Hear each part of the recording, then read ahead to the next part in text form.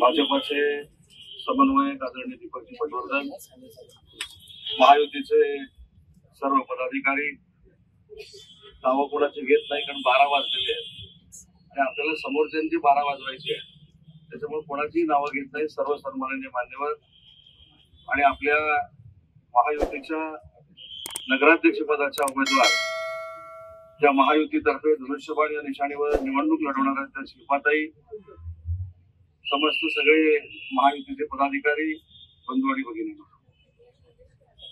महायुती करून महाराष्ट्र सरकार चालवत असताना महाराष्ट्रातल्या सगळ्याच निवडणुका स्थानिक स्वराज्य संस्थेच्या या महायुती करून लढल्या पाहिजेत ही संकल्पना महाराष्ट्र राज्याचे मुख्यमंत्री देवेंद्रजी फडणवीस, शिवसेनेचे आमचे मुख्य नेते एकनाथजी शिंदे साहेब आणि अजितदादांनी मांडली आणि त्याची खऱ्या अर्थानं पहिली सुरुवात ही रत्नागिरीमधनं होते, याचं मला मनापासूनचं समाधान आहे.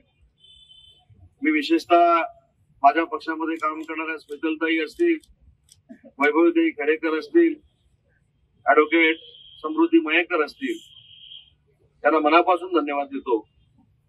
कारण आम्ही काम करत असताना पक्ष म्हणून काम करण्यापेक्षा एक कुटुंब म्हणून काम करतो. सगळेच माझे उमेदवार हे अतिशय ताकदीचे होते, परंतु पहाटे 3 वाजता शिल्पाताईंच्या नावाची घोषणा माननीय एकनाथ शिंदे साहेबांच्या आदेशाने आम्ही केली आणि शिल्पा सुर्वेच म्हणजे मी आहे असं समजून तिन्ही उमेदवार आज महायुतीचा फॉर्म भरायला या ठिकाणी उपस्थित आहेत. त्याबद्दल मी त्यांचं मनापासून कौतुक करतो, त्यांना मनापासून धन्यवाद देतो. आणि प्रत्येक पक्षामध्ये असे कार्यकर्ते जर निर्माण झाले तर आमच्यासारखे कार्यकर्ते महाराष्ट्राच्या स्तरावर काम करू शकतात, या तिघांनी सिद्ध करून दिले, त्याबद्दल त्यांचे मी आभार मानतो. 32 आपले महायुतीचे उमेदवार आहेत. आपल्याकडे जवळजवळ 170 महायुतीच्या इच्छुकांनी अर्ज केलेले होते, परंतु त्याच्यातनं आपल्याला 32 लोकांना उमेदवारी देता आली. मी जसं 3 इच्छुक उमेदवारांचं इथं मनापासून कौतुक केलं, तसं बाकीच्या उमेदवारांचं देखील कौतुक करतो. आज इच्छुक असलेल्यापैकी 99% भाजप आणि शिवसेनेचे उमेदवार आज शिल्पाताईंचा फॉर्म भरण्यासाठी या ठिकाणी उपस्थित आहेत आणि हेच आपल्या विजयाचं गमक आहे.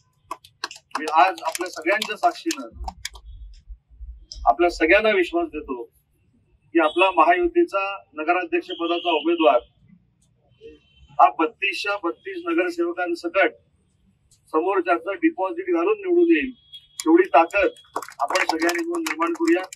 जास्त वेळ मी काही इथं बोलणार नाही. दीपकजी, तुम्हाला देखील मनापासून धन्यवाद देतो. रवींद्र चव्हाण साहेबांना देखील मनापासून धन्यवाद देतो, कारण ही युती होण्यासाठी त्यांनी देखील प्रयत्न केले. आणि आज खरं तर ऐतिहासिक दिवस आहे आणि वंदनीय बाळासाहेबांची आठवण करण्याचा दिवस आहे. आजचा स्मृती दिन आहे. त्याच्यामुळे बाळासाहेबांच्या प्रतिमेच्या समोर आपण सगळ्यांनी संकल्प करू की स्वर्गीय प्रमोद महाजन साहेब असतील, स्वर्गीय गोपीनाथजी मुंडे असतील आणि त्यावेळी स्वर्गीय बाळासाहेब असतील, त्यांनी तयार केलेली युती धनुष्यबाण आणि कमळाची ती आजही आम्ही रत्नागिरीमध्ये टिकवलेली आहे आणि ती टिकवून आम्ही सगळ्याच्या सगळ्या जागा निवडून आणणार आहोत. ही प्रार्थना आपण त्यांच्या चरणी करूया. त्यांचा आशीर्वाद हा नक्कीच आपल्या सोबत आहे आणि म्हणूनच हा कदाचित योगावर असेल की आज महायुतीला आपण सामोरं जातोय.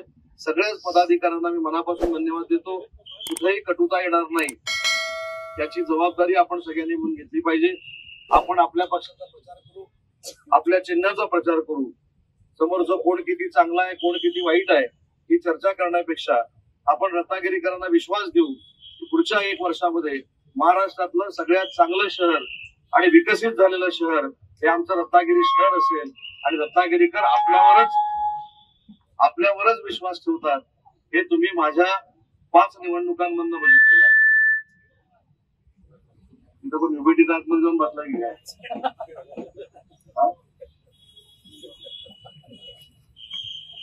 त्याच्यामुळं टीका टिप्पणी करण्यापेक्षा आपण विकास कामं करू. विकास कामं करून लोकांची मनं जिंकू. काल मला काही मंडळी सांगत होती, पटवर्धन साहेब, की समोरचे आपल्यावर टीका करतात. समोरच्याने टीका केली तर आपण टीका केलीच पाहिजे, अशातलं काही बंधन नाही. आपण देखील सगळे कुटुंबामध्ये राहतो. आपल्या कुटुंबामध्ये देखील महिला भगिनी आहेत, त्याच्यामुळे आपल्याकडनं महिला भगिनींचा अपमान होणार नाही याची दक्षता आपण सगळ्यांनी घेतली पाहिजे. आणि मी 15 दिवसापूर्वी एक म्हण सांगितलेली आहे, माझ्यावर कोणी टीका केली म्हणून मला काही जखमा होत नाही आणि त्यांच्या टीकेची दखल देखील घ्यायची गरज नाही. ज्यांना 4 वेळा जनतेनं चांगल्या पद्धतीचा इंगा रत्नागिरीतून दाखवलेला आहे त्यांच्या टीकेला अजिबात उत्तर देऊ नका. त्यांच्या उमेदवारावर देखील टीका करू नका. आपला उमेदवार हे शहरातलं खणखणीत नाणं आहे महायुतीचं, त्याच्यामुळं ते काय बोलतील त्याच्याकडे न लक्ष देता आपला उमेदवार 15,000 मताधिक्याने कसा निवडून येईल यासाठी आजपासून आपण कामाला लागूया.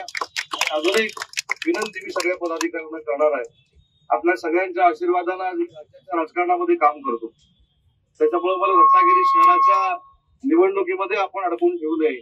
आपण सगळ्यांनी उदय सामंत आहे असं समजून आजपासून कामाला लागावं आणि देवेंद्रजींना आणि एकनाथ शिंदे साहेबांना इथला संदेश द्यावा की मोठे नेते या शहरामध्ये जरी आले नाहीत तरी आम्ही समोरच्याचं डिपॉझिट घालू शकतो.